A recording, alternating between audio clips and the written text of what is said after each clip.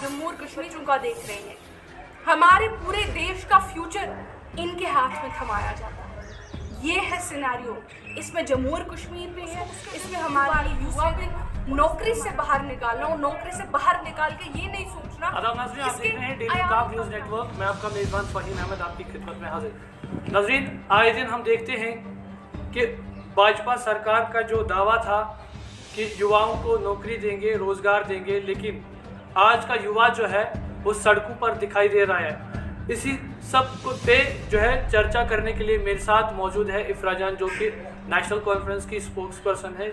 इनसे बातचीत करते हैं। मैम, किस तरह से देखते हैं आप भी एक कंपनी है एपटेक, उसके खिलाफ काफ़ी सारे प्रदर्शन हो रहे हैं। बार बार बोला है इस कंपनी को ब्लैकलिस्ट अलग अलग कंपनी अलग अलग राज्यों ने किया है, अलग अलग स्टेट्स ने किया है। 6 स्टेट्स में ये ब्लैकलिस्ट हो चुकी है। बीजेपी की अपनी गवर्नमेंट में लद्दाख में इसमें एक एफआईआर काटा है और एफआईआर काटने के बाद उस पर अरेस्ट भी हुए हैं। हमारे जुडिशरी से, हाई कोर्ट जजमेंट से एक वन बेंच जजमेंट आता है जहां साफ साफ तौर पे कहा जा रहा है कि ये फ्रॉड में मुलव्विस है। तो मुझे बताइए कि क्या हमारे देश में कोई भी कंपनी नहीं है इस कंपनी के बगैर जो इतने बड़े फ्रॉड में मुलव्वस होके भी आप बार बार इसी कंपनी को ला रहे हैं? नेशनल टेस्टिंग एजेंसी है हमारी, वो तो अच्छे खासे टेस्ट लेती है, उसको क्यों नहीं लाया जा रहा है? मुझे बताइए, एक चीज होती है OMR शीट जिसमें आप लोग काला डॉट डालते हैं। Why is the question not being converted into an OMR sheet? क्योंकि OMR शीट जो है उसको आप हैक कर नहीं सकते, उसमें आप कुछ गड़बड़ कर नहीं सकते OMR शीट में। तो OMR शीट जो है उसको इंट्रोड्यूस क्यों नहीं किया जा रहा है? अगर ये सवाल उठते हैं, जरूरी नहीं है करप्शन है, सवाल तो उठ रहे हैं ना, एविडेंस तो है ना, सर्कमस्टेंशियल एविडेंस तो बहुत इनके खिलाफ है ना। तो जब बार बार ये सवाल उठ रहे हैं तो क्यों नहीं हटा रहे आप इनको?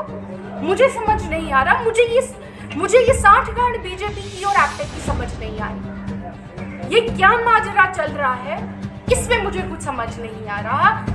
इसके लिए मैं चाहती हूँ कि जम्मू और कश्मीर की सरकार जो है या हमारे देश की सरकार एक जुडिशियल इंक्वायरी बिठाए और इस पर बाज़ाबिता तौर पे एक इन्वेस्टिगेशन हो, और इन्वेस्टिगेशन में ही शायद हमको पता चलेगा कि ये माजरा क्या है। मैम, एक बात जानना चाहूँगा, क्योंकि आप भी उस प्रोटेस्ट का हिस्सा थी, तो किस तरह से ये जो मार पड़नी चाहिए एपटेक को, लाठियां बरसनी चाहिए एपटेक के दफ्तर पे, सवाल उठने चाहिए एपटेक के मुलाजिमों पे, इन्वेस्टिगेशन होनी चाहिए एपटेक के तौर तरीकों की, हमारे नौजवानों पे सवाल उठते हैं। हमारे इन्वेस्टिगेशन और डिटेन परसू किया गया, किसको किया गया? हमारे जम्मू और कश्मीर के युवाओं को। तो जहां कार्रवाई उन पे होनी चाहिए जो गलत कामों में मुलव्विस हैं, यहाँ कार्रवाई उन लोगों पे होती है जो कहते हैं इन्वेस्टिगेशन कीजिए, जो कहते हैं ट्रांसपेरेंसी लाइए, जो कहते हैं हमको फ्रॉड नहीं चाहिए। ये तो उल्टी गंगा बह रही है ना। मैम, यहाँ पे जानना चाहूँगा, क्योंकि आए दिन सरकार की तरफ से जो है काफ़ी सारे ऐसे ऑर्डर्स निकल के सामने आ रहे हैं जिसका विरोध जो है लोग कर रहे हैं। हाल ही में अगर स्मार्ट मीटर्स की बात की जाए या बिल्डोजर इसके पहले चला था, तो किस तरह से देखते हैं, कौन सा सिनेरियो यहाँ पे बन रहा है? देखिए, यहाँ पे पूरे देश में जहाँ पे आप 2-4 कंपनियाँ लेते हो, इनसे डोनेशन लेते हो और इनको बहुत बड़े बड़े फेवर वापस देते हो, उसमें आप बुलडोजर सिर्फ यहाँ के मकानों पे नहीं पूरे देश पे चलाते हो। आप देश के मुंबई की बात करते हैं, मुंबई में एक बार बिजली थी, ठीक है, बिजली सरकार की आती थी, तो कुछ 2 रुपये और समथिंग ऐसा ही कुछ पैसा आता था बिजली, मतलब लोगों को पर यूनिट 2 रुपये कुछ देना पड़ता था। यही कॉन्ट्रैक्ट प्राइवेटाइजेशन का बिजली का एक कंपनी को मिला, इनकी बड़ी चहीती कंपनी है वो। दूसरे दिन और eventually with in a matter of few days बिजली का दाम 2 रुपये से 8 रुपये हो गया। उनको कॉन्ट्रैक्ट मिल गया, अब उनकी मर्जी, अब उनकी बीजेपी, उनकी सरकार, उनकी जांच एजेंसियां, उनकी सब कुछ उनका। आप एपटेक, आप हमारे नौजवानों की तरह उतरिए सड़क पे, कौन सुनेगा आपकी? कहाँ आपकी सुनवाई है?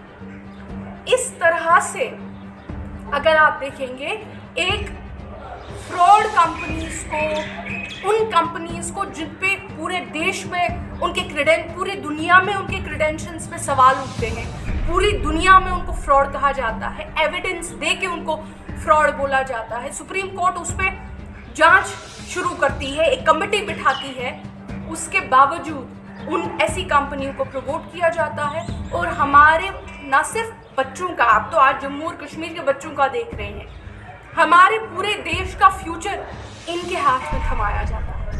ये है सिनेरियो, इसमें जम्मू और कश्मीर भी है, इसमें हमारे ये युवा भी हैं और इसमें हमारा पूरा ऑल पार्टी मीट लाया है, तो क्या कुछ लगता है उसमें से निकल के आएगा? कौन कौन सी पार्टीज उसमें शामिल होंगी? देखिए, वो तो तभी पता चलेगा जब पार्टीज आएंगी।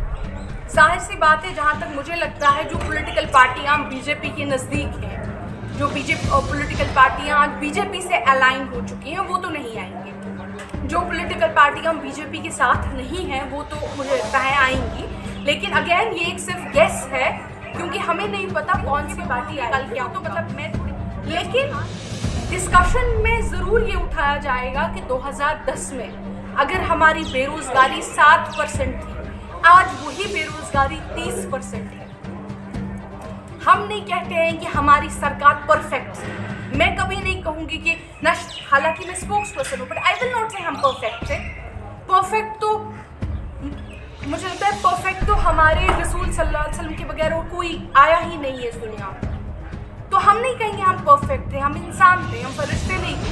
लेकिन अगर बेरोज़गारी 7% थी हमारे वक्त, उसको आप कम कर देते, उसको आप थोड़ा कम कर देते, आपको उसमें 400% 400% इजाफा करने की क्या ज़रूरत थी? क्योंकि आज 10 साल से बीजेपी की आप मानते हैं कि माजी में जो आपकी सरकार थी उनसे गलती हुई तब? कोई भी सरकार नहीं है जो परफेक्ट है। मैं बार बार कहती हूँ, आपकी कोई भी परफेक्ट नहीं है। आप परफेक्ट हैं, आपसे कभी कोई गलती नहीं हुई है। जो हमारे ये देख रहे हैं, क्या किसी से कभी कोई गलती नहीं? Everybody has made mistakes, but it is one thing to make a mistake, it is another thing to commit a crime. हमारे देश के और हमारी स्टेट के नौजवानों के साथ इतना बड़ा खिलवाड़ करना ये गलती नहीं है, ये एक गुनाह है। इतनी बेरोजगारी होने के बावजूद एक भी स्कीम ना आना ये गलती नहीं, ये गुनाह है। गरीबों के घरों पे बुलडोजर चलाना, उनकी 2-2 मरलों की दुकानों पे बुलडोजर चलाना ये गलती है, ये गुनाह है। ये सरकार ये गलती नहीं कर रही है, ये गुनाह कर रही है। और एक पॉलिसी के तहत ये किया जा रहा है।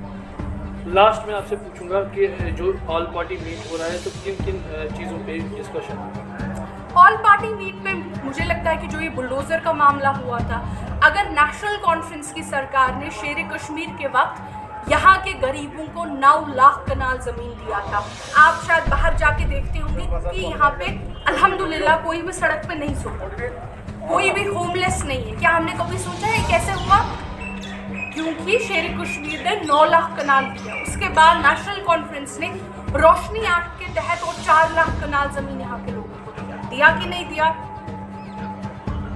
तो आज अगर सरकार जमीन दे नहीं रही है, ले क्यों रही है, ये सवाल उठेंगे।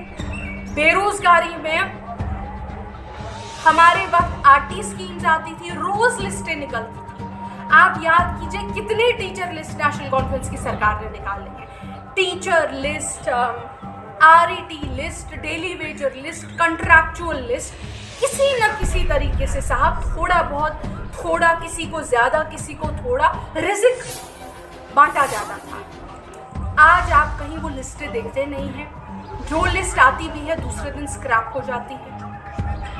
अब जहाँ पे थोड़ा बहुत कुछ रोजगार का मिल भी सकता है, उस थोड़े बहुत रोजगार में आप एपटेक जैसी कंपनियों को लाते हो। तो ये सवाल तो कल ऑल पार्टीज मीटिंग में जरूर उठेंगे और फारूक साहब को जरूर। आपने देखा कि हमने इनसे ये भी पूछा कि जो ऑल पार्टी मीट हो रहा है किन किन मुद्दों पे उस पर बातचीत होगी, लेकिन यहाँ पर हम ये कहना चाहेंगे कि आने वाले समय में क्या कुछ उस ऑल पार्टी मीट का जो है रिजल्ट सामने आएगा वो आपको भी दिखाएंगे। फिलहाल के लिए मुझे दीजिए इजाज़त। आदाब।